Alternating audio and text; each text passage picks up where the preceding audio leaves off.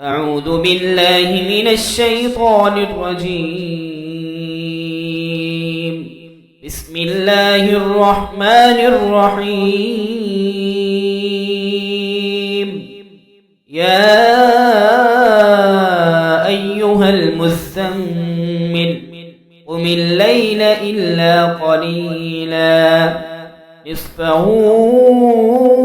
أو ينقص منه قليلا أو زد عليه ورتل القرآن ترتيلا إنا سنلقي عليك قولا ثقيلا إن ناشئة الليل هي أشد وطئا وأقوم قيلا إن لك في النهار سبحا طويلا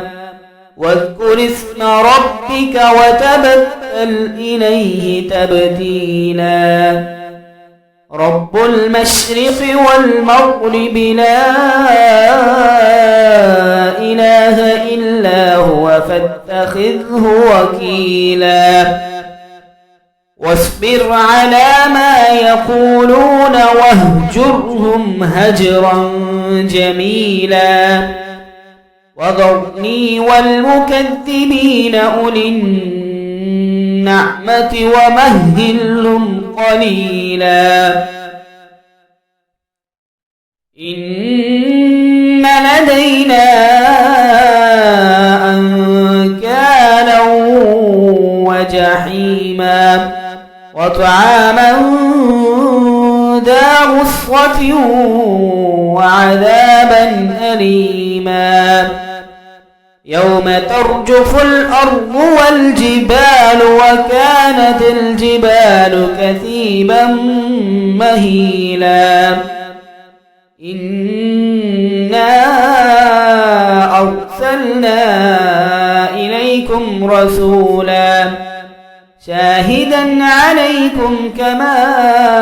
أرسلنا إلى فرعون رسولا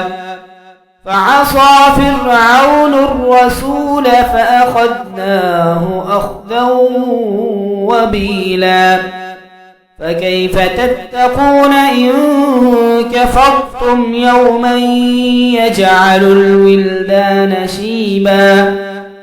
السماء منفطر به كان وعده مفعولا إن هذه تذكرة فمن شاء اتخذ إلى ربه سبيلا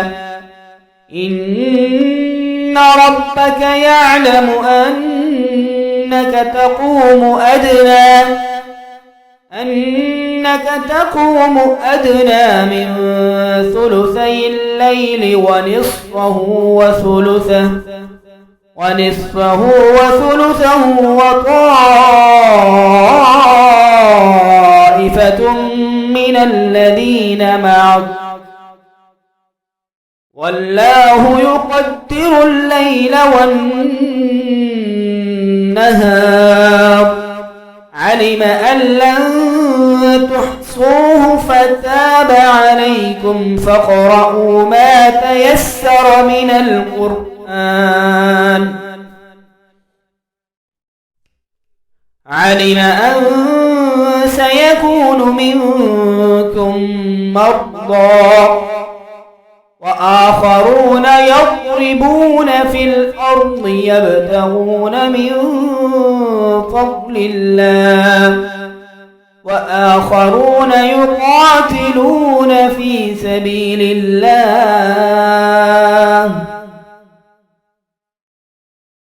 فاقرؤوا ما تيسر من القرآن علم أن سيكون منكم مرضى وآخرون يضربون في الأرض يبتغون من فضل الله وآخرون يقاتلون في سبيل الله فاقرؤوا ما تيسر منه وأقيموا الصلاة وآتوا الزكاة وأقرضوا الله قرضا حسنا وما تقدموا لأنفسكم من خير تجدوه عند الله هو خيرا وأعظم أجرا واستغفروا الله إن الله غفور رحيم. بسم الله الرحمن الرحيم. يا أيها المدثر قم فأنذر وربك فكبر وثيابك فطهر والرجز فاهجر ولا تمنن تستكثر ولربك فاصبر فإذا نقر في الناقور فذلك يومئذ يوم عسير على الكافرين غير يسير. ذرني ومن خلقت وحيدا وجعلت له مالا ممدودا وبنين شهودا ومهدت له تمهيدا ثم يطمع أن أزيد كلا إنه كان لآياتنا عنيدا سأرهقه صعودا إنه فكر وقدر فقتل كيف قدر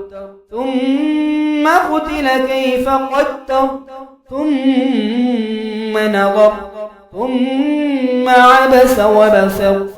ثم أدبر واستكبر